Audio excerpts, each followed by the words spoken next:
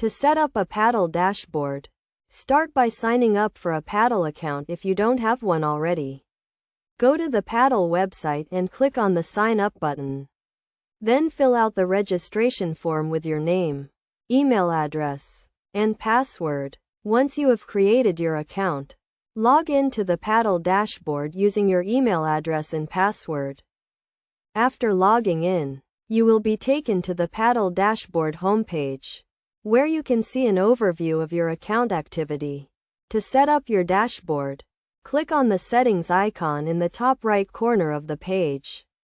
Then select Account Settings from the drop-down menu.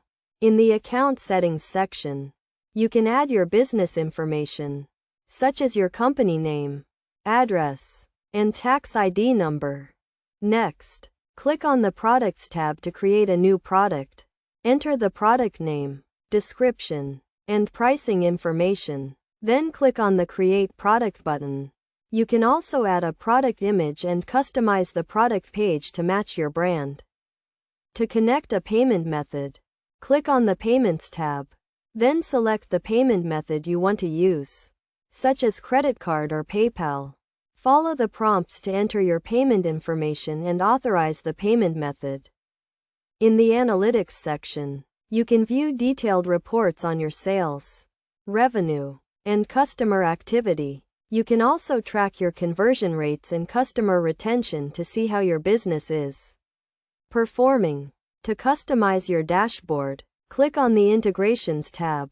Then select the integrations you want to use, such as email marketing or customer support tools. Follow the prompts to connect your integrations and start using them in your Paddle dashboard. Best practices for setting up a Paddle dashboard include customizing your product pages to match your brand, tracking your analytics to see how your business is performing, and using integrations to streamline your workflow. By following these steps and best practices, you can set up a Paddle dashboard that helps you manage your business and increase sales.